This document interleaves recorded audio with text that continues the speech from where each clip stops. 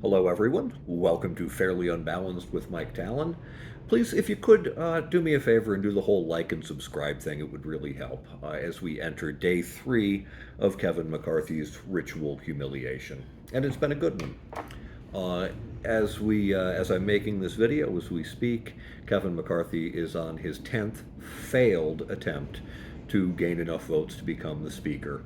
And during the eighth or the ninth vote, a friend of mine dropped a line, and just to check in, she said how my Schadenfreude was doing. And I had to admit, I don't have Schadenfreude. I have a Schadenboner. I am absolutely loving all of this madness. It's a character weakness in myself, but I really truly do like watching my enemies tear one another apart. But there really are three important points that kind of come to mind today. The first is that Kevin McCarthy made a choice when this thing began. Possibly he didn't have much of a choice if he wanted to be the speaker, but he chose to negotiate with people who are essentially terrorists. Um, and he tried to give them half of what they wanted. They said no. He tried to give them three quarters. They said no. According to the Washington Post this morning, he has essentially cleared the larders. He has given everything, including agreeing to go down to that one member threshold for a motion to vacate, which sets up a truly ungovernable future for the House of Representatives. Um, did he have a choice? I don't know, because they aren't even moving on this. He's given them everything, and they say they still don't want him, and that tells us something about who we're dealing with, which moves into the second point.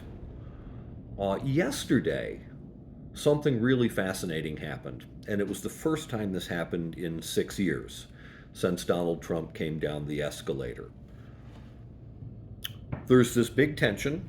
200 members of the Republican caucus are breaking one way, and 20 members are breaking another way. And everybody in the establishment kind of figured that at some point Donald Trump would crack the whip and the 20 members would get in line, or he would say to Kevin McCarthy, it's time to go, and Kevin McCarthy would go. The path he chose yesterday was saying to the 20 terrorists, it's time to lay down your weapons and give up the hostages. Let's move on with this. And the response was, you're calling the wrong office. Lauren Boebert came out and said what she suggested was that Donald Trump call Kevin McCarthy and tell him it's time to go. It hasn't been much commented upon, but this is the first time in 6 years that a Republican or a group of Republicans has said directly to Donald Trump, no. And he didn't have the power to blink his eyes and send him away to the cornfield. So the loonies have moved beyond the King Looney, which puts us in a whole new world and really brings me to my third point. Uh, I think that now might be the time for Hakeem Jeffries and the Democratic minority to make their play. What we have seen over the past 3 days, hilarious as it's been, is that the Matt Gaetz, Lauren Boebert, Chip Roy faction are really willing to take hostages and then kill them. And if they win, we do this all over again, only it's not funny at all. We do this all over again when it's about funding the government. We do this all over again when it's about the debt ceiling. And that potentially collapses the global economy.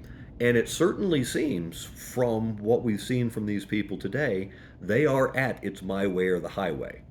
Um, they are not Democrats. They are fascists. They are terrorists.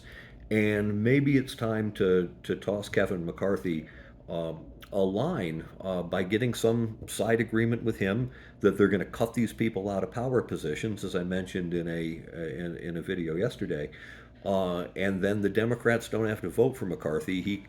Jeffries can just tell 100 of them to take the afternoon off and lower the threshold of votes. Um, And I think that's probably advisable at this point because, well, I really am enjoying this big raging Schadenboner that I have. Um, we are heading to a dangerous, dangerous place. These people are nuts. They are so nuts, they told Donald Trump to go shit in his orange wig. So we'll see where this goes. I think we're probably done for the day. If not, maybe I'll come back later and have another laugh. But I'm getting a little scared. Still, love to you all unless you're a Nazi.